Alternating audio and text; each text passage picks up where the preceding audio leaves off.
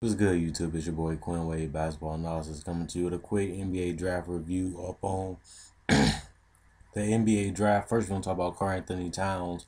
This is a versatile player, the perfect fit for the Minnesota Timberwolves. He just do so much with passing, scoring, post-ups, shooting the ball from the three-point line to the mid-range, driving, kick, driving, finish, getting to the free throw line. He's the most versatile player in the draft. He has the highest potential, and he's a big man that can do it all. Kind of like Anthony Davis. We're going to see how high he peak and how much Flip Sounder going to get out of him because his potential is high. He can do so much things at a high efficiency and so much things at a high rate.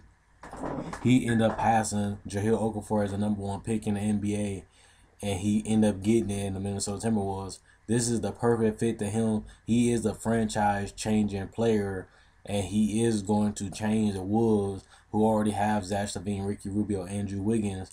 And Andrew Wiggins always showed us what he can do. But the thing about the Wolves, they just weren't healthy. They had so many injuries, so many back-breaking injuries. We don't know how good this team really is because they was injured all year. But Towns is a step in the right direction. You add him to that talent that they already have. He only going to get better, and he just does so much well. He's a good free throw shooter. He's a good turn. He don't turn the ball over as much as he used to. He's a knockdown shooter. He's shooting a three ball. He only going to get better, and the coach going to keep getting the best out of him. I love this pick for him. I said this should be the #1 pick. But the pick that surprised everybody was the Lakers taking D'Angelo Russell. You got a backcourt of Jordan Clarkson and D'Angelo Russell. It's only going to get better. Jordan Clarkson is a star in the future. I made an NBA rookie analysis on him. I'm high on Jordan Clarkson. He got better. Byron Scott helped develop him. He kept getting better as the season got on. He got more comfortable. He got more confident. He just kept taking over games. I like him. He has high potential. Then we're going to talk about D'Angelo Russell. He's the perfect fit for him because he can shoot and he can space out the floor, but he also can get to the paint, and he's unselfish. He likes to pass, get to the lane, pass, kick it out, gets to the free throw line. They still need a big man down there that's going to protect the rim. But with Jordan Clarkson and D'Angelo Russell on the backcourt, that's a good, promising offensive, because they both can pass, score, and get to the paint and shoot. That's a good offensive backcourt to start with, and they both below 25. Then you get rid of Kobe, and hopefully in the future you can draft a center that can protect the paint and help them out defensively. Because right now they got zero help defensively, but they can always pick out a center in free agency. Next, we're going to talk about is the Sixers. They took the best talent available with Jahlil Okafor. They can always trade one of the big men, whether it's Embiid or Nerlens Noel, or they can keep all of them and put one off the bench and have a backup center. But it's going to cost too much money to keep all of them in the future because you never know how good they is and how much money they're going to need. But Jahlil Okafor was the best player on the draft, just like they did last year, taking Joel Embiid. They drafted the best talent available, and it was Jahlil Okafor, and it's hard to pass up on him. Kristaps, he goes to the Knicks. That's best talent available. Everybody high on Kristaps. I'm not. I think he's a potential bust.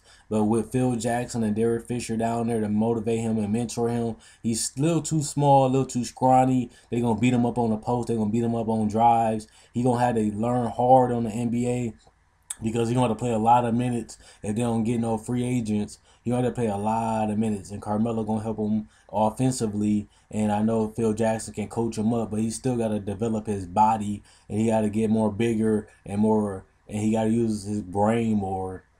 Kristaps is nothing but a prospect. We don't know how good he's going to be, but I don't think he's going to be that good right away. Mario, he's a very solid player. The coaching's going to have to bring out the best of him. They got to be very hard and stern because he has so much high confidence. He takes stupid shots, but I think if you got the right coach to bring out the best ability in him, to get him in a system that fits him, just like they did with J.R. Smith in Cleveland, they got the ball out of his hands, stopped letting him do as much. He became a knockdown three-point shooter, but he also became a better role player because the team gave him a role, and all he had to do was focus on being a role. And I think that's what we're going to do with Mario in Orlando. Focus on him, give him a role, but they still got to figure out what they're going to do with Oladipo and Tobias Harris because he's going to have to come off the bench if they keep Tobias Harris, but it's going to help develop him even better because he can be a potential six-man of the year like J.R. Smith, who they compare him to. #6 pick, Willie Cauley-Stein. I love him. I'm glad he went to the Kings. I prefer them to get Emmanuel, but they pass up on Emmanuel and get Willie Cauley-Stein. There's a good fit for them. He can protect the rim, block the shots, rebound. They got DeMarcus Cousins, who's a monstrous rebounder, but they don't have no rim protection. And Willie Cauley-Stein, he does that well, protects the rim, and he can guard so many pick and rolls and things. It's going to be hard to score on the Kings a couple years down with DeMarcus Cousins, who's been improving defensively. Then you add Stein, they only gonna get better defensively. Then Emmanuel Mudiay, he goes to the Denver Nuggets. That's a perfect fit for them, for best talent available. They get a top 3, top 4 player at the number 7 pick. That's pretty much perfect for them. They got a backup for Ty Lawson just in case he get injured or he goes down or he leaves in free agency. They got a high octane point guard that has a high level of skill, and he's only gonna get better as the seasons go on. So to get a steal at the number 7 pick, I can't go wrong with the Denver Nuggets.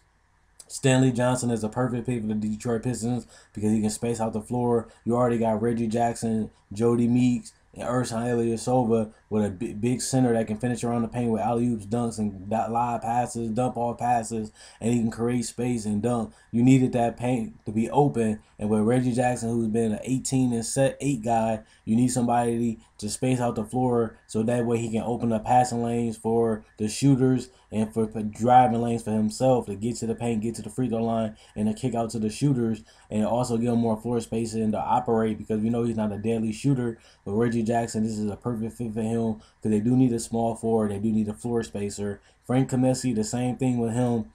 They need somebody to help out Al Jefferson. He's not a great rebounder, but he's good enough. He can space out the floor, give some room for Al Jefferson in the post. He can shoot, he can knock down in the post, and he can knock down a three-point shot, and that open up paint for Kemba Walker to dribble and create lanes for him to slice up the defense. And Noah Vonleh wasn't a good offensive player in summer league, but we already know what Frank Kaminsky brings to the table at the center power forward position, and it gives him a lot of versatile lineups in the future on how to play them. They can go small with him at the center position for floor spacing, or they can put him at the power forward, and that helps out the floor spacing for Kemba Walker and Al Jefferson. Justin Winslow was a steal at the number 10 pick because he should have been a top 5 pick, or if he wasn't top 5, he should have been top 7.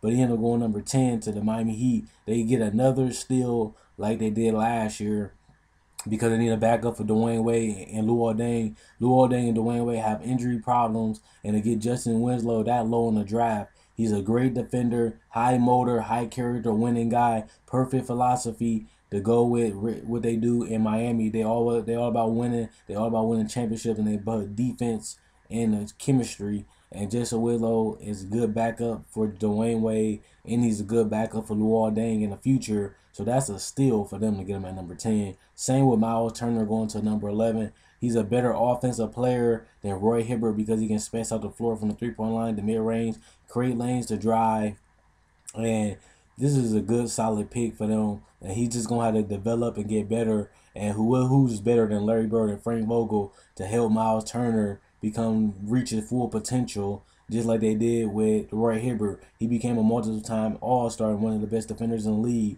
because he had the coaching staff to bring the best out of him. And the same thing will happen to Miles Turner as he develop and get better. Trey Lyles is best talent available for the Utah Jazz. I'm not going to talk about that.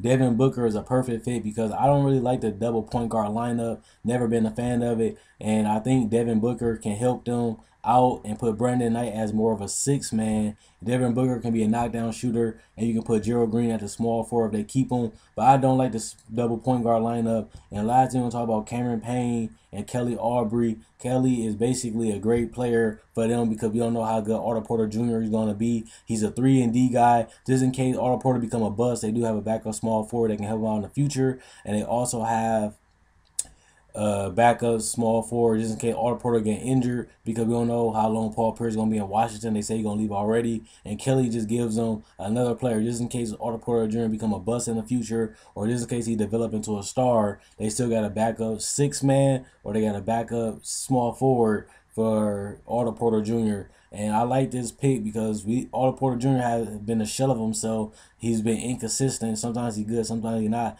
And Kelly gives him another option at the small forward position. Comment, like, subscribe, and share. Let me know what you guys think in the comment section below. Quinn Wade Basketball Knowledge signing out. If you like the video, like my other videos, subscribe and check out my older videos. Quinn Wade Basketball Knowledge signing out. Let me know what you guys think.